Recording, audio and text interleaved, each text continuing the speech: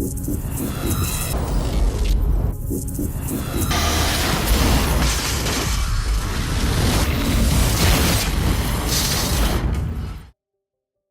the turn of the millennium, in the year 2000, Earth was already grappling with severe issues of overpopulation and environmental pollution. It was in this context that, by 2025, humanity began exploring the cosmos in search of a new home, with Mars emerging as the most promising target. To make the Martian environment more hospitable, interplanetary cargo ships were dispatched to deposit algae on the planet, hoping they would produce oxygen and create an atmosphere similar to Earth's. Initially, the results seemed promising. However, unexpectedly and alarmingly, oxygen levels on Mars began to decline. This sudden drop triggered an urgent response from scientists. By 2056, a meticulously selected team of 6 specialists was sent on a critical 6-month mission aboard the spacecraft Mars 1, supported by an alliance of nations invested in the project's success. The crew was led by the fearless commander and pilot Kate Bowman. Alongside her were Chief Scientist Bud Chantillis, co-pilot Ted Santon, mechanical engineer Robbie Gallagher, renowned bioengineer Quinn Burchinal, and soil specialist Chip Pettengill. Accompanying them was AMEE, an advanced robot with military training adapted for the mission. In the final preparations for the launch, every detail was carefully checked with the help of AMEE. On the 93rd day of their journey, a casual conversation between Pettengill and Santon about distant Earth sparked feelings of nostalgia and hope. Shortly after, Chantillis suggested that Gallagher conduct a detailed inspection of the ship.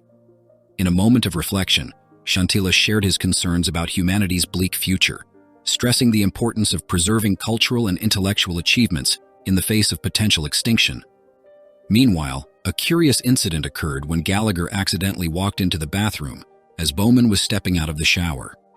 With surprising composure, Bowman asked Gallagher for a towel, jokingly telling him to think of her as a sister, to which he humorously replied that his sisters didn't look like her. Later, after 100 days of travel, Gallagher was performing a diagnostic check on AMEE when Pettengill decided to test the robot's combat reflexes. Activating AMEE's military mode, Gallagher surprised everyone by instructing the robot to simulate an attack on Pettengill. Pettengill was startled but unharmed, as Gallagher had equipped AMEE with only a pen, explaining that while unarmed, the robot still retained its combat capabilities.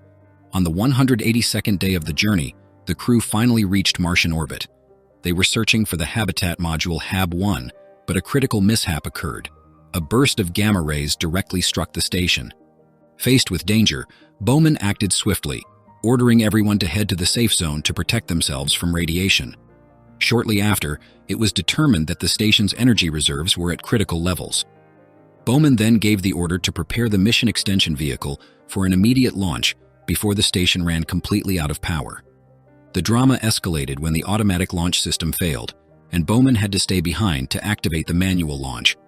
As the vehicle distanced itself from the station, the artificial intelligence Lucille informed Bowman of additional issues. Electrical fires were spreading, and the artificial gravity system had failed. With the fire suppression system also damaged, Bowman had to manually extinguish one of the fires while others continued to consume parts of the station. In the vehicle, Santon struggled to land and, in a risky decision, opted to jettison the landing gear where Amy was lodged. Using airbags, the vehicle managed to land on Mars but descended into a canyon before finally stopping on stable ground. Back on Mars 1, Bowman used the emergency evacuation system and opened a hatch, allowing the vacuum of space to help extinguish the remaining fire inside the spacecraft. After controlling the blaze, she redirected power to restore gravity and artificial atmosphere. Without AI assistance, Gallagher then relied on a panoramic image of the landing site to compare with the surrounding terrain and locate HAB-1. As they prepared to depart, Chantillis revealed that the crash landing had caused him a severe injury. His spleen was ruptured. He insisted that carrying him would compromise the already limited oxygen supply and requested to be left behind, content with having reached Mars. Proceeding without Chantillis, the team noticed the absence of the algae that should have been thriving in the valley. Burchinal argued that they should at least find traces of the algae, even if dead, but the valley was desolately barren. Amy, having escaped the landing gear, used a drone to track the team.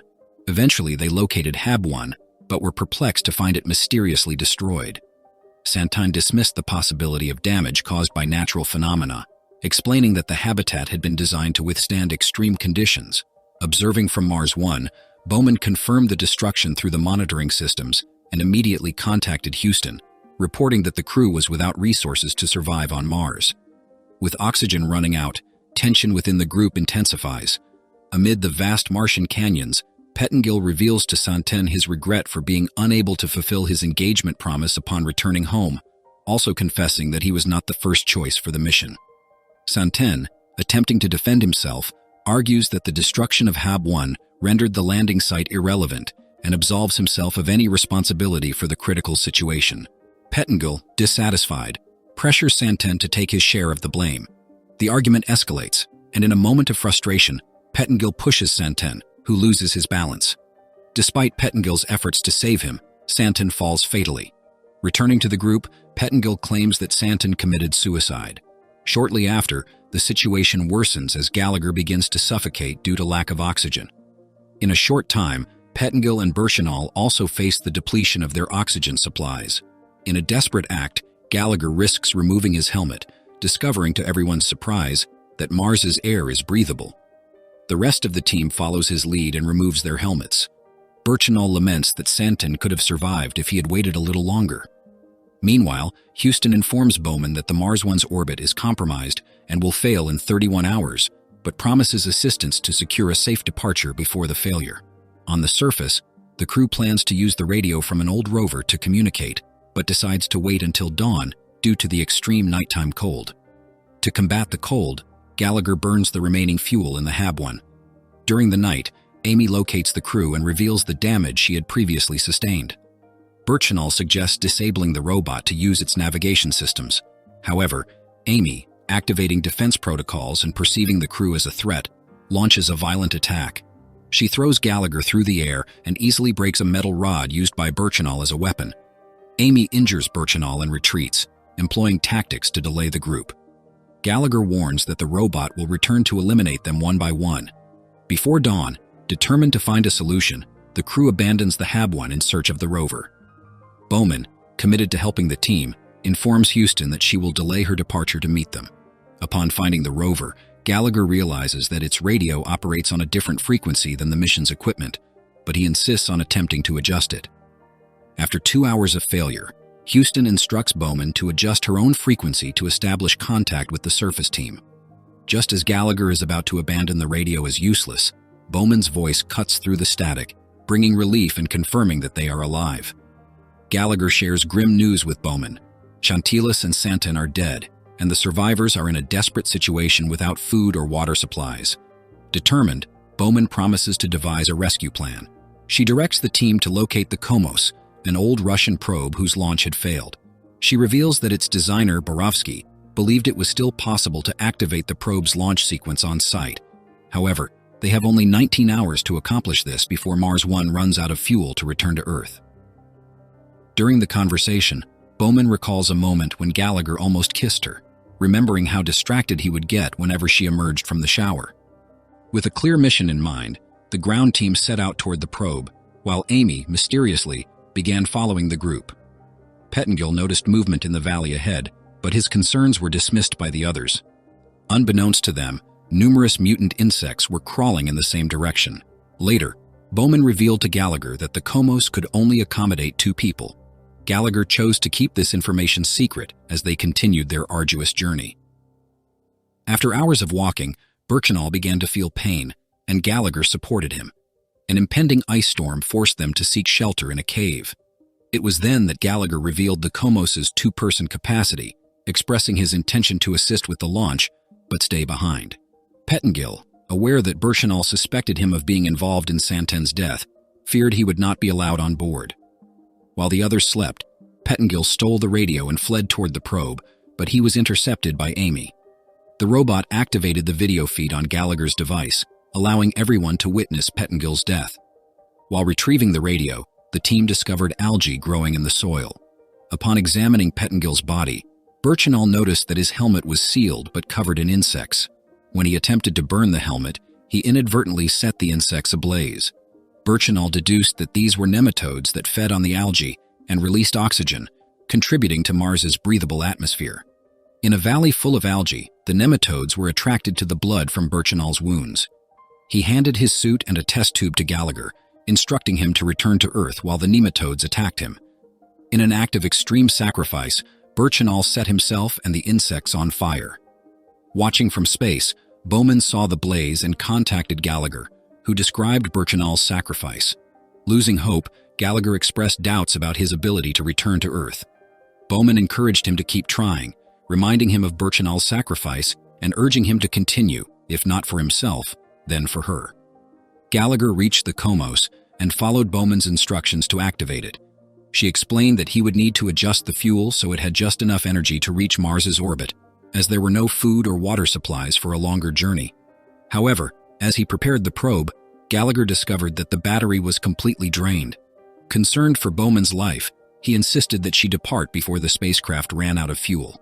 Before saying goodbye, he revealed the discovery of life on Mars, the nematodes that had consumed the Hab-1 and the algae, mentioning that Birchinall believed the algae could produce enough oxygen to help Earth. With a regretful admission of not having kissed Bowman before, Gallagher bid her farewell, and she agreed he should have. The connection ended as the space station moved out of range. However, noticing Amy nearby, Gallagher had an idea. He could use the robot's battery to power the Comos. He rushes to make the necessary adjustments to the probe, simultaneously preparing for a possible attack from Amy. While monitoring the screen to locate the robot, Amy quickly disables the video but soon appears and begins scanning Gallagher's vital signs, aiming for his heart. In a swift move, Gallagher dodges the attack and activates an airbag soaked in fuel, setting the robot on fire. The flames trigger Amy's self-destruction sequence.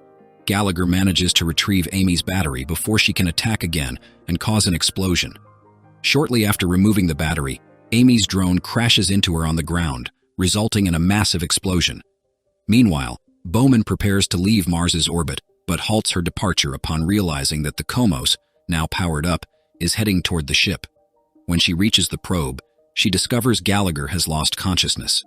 Hello, my dear friends. This is the movie Red Planet. Have you seen it already? Comment, "So good," to let us know you really enjoyed it and stayed until the very end. Now let's continue. Quickly, she pulls the probe aboard the Mars 1 and begins CPR, successfully reviving Gallagher. Upon waking, he hears Bowman order the ship's AI to initiate their return to Earth. Later, Bowman transmits the genetic data of the nematodes back to Earth, while informing Gallagher that he is regarded as a hero for his bravery. Noticing that he is holding a small rock, she asks if it's a keepsake. Gallagher reveals the rock is for Birchinall's granddaughter. After expressing that he wasn't who she thought he was, Bowman kisses him. In her log, she reflects that she now has 6 months to truly get to know Gallagher before they return to Earth. And with these final moments, our incredible Martian Odyssey comes to an end. If you enjoyed this film, I highly recommend watching this other one as well. I'm sure you'll love it. See you there.